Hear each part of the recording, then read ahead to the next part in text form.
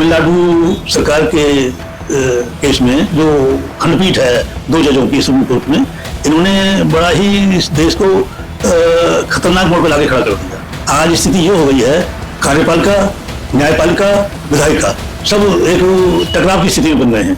भारत की राष्ट्रपति द्रौपदी मुर्मू ने भारतीय संविधान के अनुच्छेद 143 के तहत सर्वोच्च न्यायालय से राय मांगी है। यह मामला राज्य विधानसभाओं द्वारा पारित विधेयकों पर राष्ट्रपति और राज्यपालों द्वारा निर्णय लेने की समय सीमा तय करने से संबंधित है। सुप्रीम कोर्ट ने 8 अप्रैल को एक ऐतिहासिक फैसला दिया था। तमिलनाडु के राज्यपाल मामले में सुनवाई के दौरान शीर्ष अदालत ने कहा था कि राज्यपाल द्वारा राष्ट्रपति को भेजे गए विधेयकों पर 3 महीने के भीतर निर्णय लिया जाना चाहिए। इस पर अखिल भारतीय हिंदू महासभा के पूर्व राष्ट्रीय उपाध्यक्ष लाला सतीश अग्रवाल ने क्या कहा, आपको सुनवाते हैं। 2 जजों की खंडपीठ ने तमिलनाडु सरकार के केस में एक निर्णय दिया, राष्ट्रपति महोदय 3 महीने से ज्यादा इसको अपने पास नहीं रख सकते पेंडिंग, और उस पर कोई ना कोई निर्णय लेना होगा।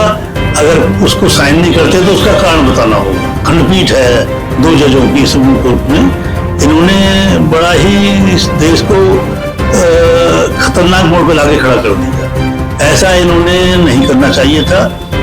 कि आज स्थिति ये हो गई है, कार्यपालिका, न्यायपालिका, विधायिका सब एक टकराव की स्थिति में बन गए हैं। जिसका डर था वही हुआ, यानी कि उन्होंने अपनी सीमा से बाहर जाकर के ये कार्य किया है जो उन्हें नहीं करना चाहिए था। देखिए, अब तो वो चीजें अलग हो गई हैं। अब राष्ट्रपति, महामहिम राष्ट्रपति महोदय ने एक 14 सवाल की वो श्रृंखला के बाद भेजी है और उसमें इनसे सुझाव और जवाब मांगे हैं। तो अब ये बड़ी अजीब सी स्थिति में सुप्रीम कोर्ट फंस गई है कि अब क्या किया जाए।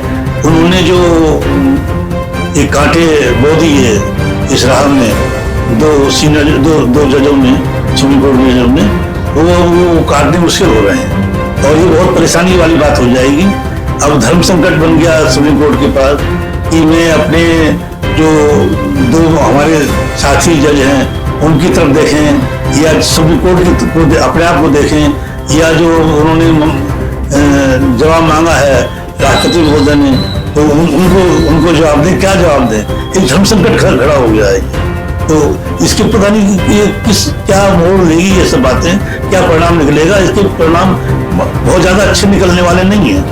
ये स्थिति बड़ी भयंकर होने वाली है अगर इसको ठीक से नहीं हैंडल करा गया तो। सुप्रीम कोर्ट की खंडपीठ ने, 2 जजों की खंडपीठ ने बहुत ही एक गलत निर्णय लिया है जो नहीं लेना चाहिए था। ऐसा इतिहास में हुआ नहीं, भारत देश का जब से आजाद हुआ है, कि कोई भी विधेयक वो राज्यपाल, राष्ट्रपति के द्वारा अगर हस्ताक्षरित नहीं है तो वो कानून नहीं बन सकता, कोई बना ही नहीं है। और वो उन्होंने कह दिया कि अगर आप साइन नहीं करेंगे तो ये कानून बन जाएगा। तो फिर ये उसकी जरूरत ही क्या है विधायिका की और राज्यसभा की और लोकसभा की? तो यही बना लें अपना कानून भी ये बनाएं और उसको पास भी ये करें। कुछ नहीं कह सकता इस विषय में, लेकिन ये इसके दूरगामी परिणाम तो जरूर अवश्य निकलेंगे। वो ठीक नहीं निकलेंगे। इसको ठीक से हैंडल नहीं किया गया तो इसके निकलेंगे, अवश्य निकलेंगे। महामहिम राष्ट्रपति के सुप्रीम कोर्ट से 14 सवालों में पूछा गया है कि जब राज्यपाल के सामने कोई बिल आता है तो उनके पास कौन कौन से संवैधानिक विकल्प होते हैं। क्या राज्यपाल फैसला लेते समय मंत्रिपरिषद की सलाह से बंधे हैं? क्या राज्यपाल के फैसले को अदालत में चुनौती दी जा सकती है? क्या आर्टिकल 361 राज्यपाल के फैसलों पर न्यायिक समीक्षा को पूरी तरह रोक सकता है? अगर संविधान में राज्यपाल के लिए कोई समय सीमा तय नहीं है तो क्या अदालत कोई समय सीमा तय कर सकती है?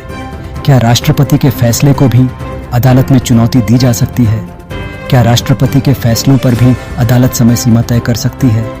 क्या राष्ट्रपति को सुप्रीम कोर्ट से राय लेना अनिवार्य है?